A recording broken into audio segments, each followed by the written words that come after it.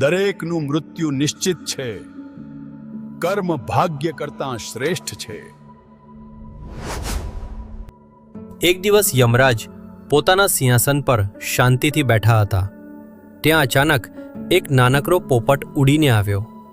પોપટ યમરાજના હાથ પર આવીને બેસી ગયો અને યમરાજ હળવું સ્મિત કરીને હસ્યા અને પોપટના હૃદયમાં ભય ભરાઈ ગયો.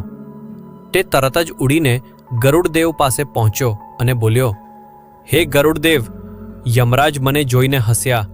શું મારું મૃત્યુ નજીક છે? ગરુડદેવે પોપટને આશ્વાસન આપ્યું, ડર ન રાખ, હું તને એવી જગ્યાએ છુપાવી દઈશ જ્યાં યમદૂત પણ પહોંચી ન શકે. ગરુડદેવે પોપટને ઉઠાવ્યો અને 7 સમુદ્રોની પાર એક અત્યંત ગુપ્ત અંધારી ગુફામાં છુપાવી દીધો. પછી ગરુડદેવ પોતે યમરાજ પાસે ગયા અને પૂછ્યું, હે યમરાજ, તમે પોપટને જોઈને કેમ હસ્યા હતા? શું તેનું મૃત્યુ નક્કી છે? યમરાજે ગંભીર અવાજમાં ઉત્તર આપ્યો, હું તેના મૃત્યુ માટે નહોતો હસ્યો.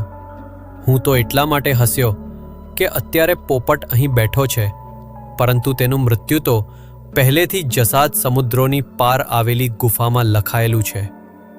ગરુડદેવ આ સાંભળીને મૌન થઈ ગયા, કારણ કે જે ગુફામાં તેમણે પોપટને બચાવવા છુપાવ્યો હતો એ જ ગુફા તેના મૃત્યુનું સ્થાન હતું.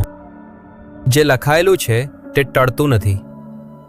ગરુડ દેવતા હોવા છતાં મૃત્યુનો લેખ બદલી શક્યા નહીં. એથી સ્પષ્ટ થાય છે કે મૃત્યુ ટાળી શકાતું નથી. ભાગ્યથી કોઈ દૂર ભાગી શકતું નથી, પરંતુ કર્મ સારા હોય તો મૃત્યુનો ભય રહેતો નથી. આ જ ગરુડ પુરાણનો સૌથી ઊંડો સંદેશ છે. તમને અમારા વિડીયો પસંદ આવતા હોય તો અમારી જ્ઞાન ગ્રહણ ચેનલને સબસ્ક્રાઇબ કરો. ધન્યવાદ.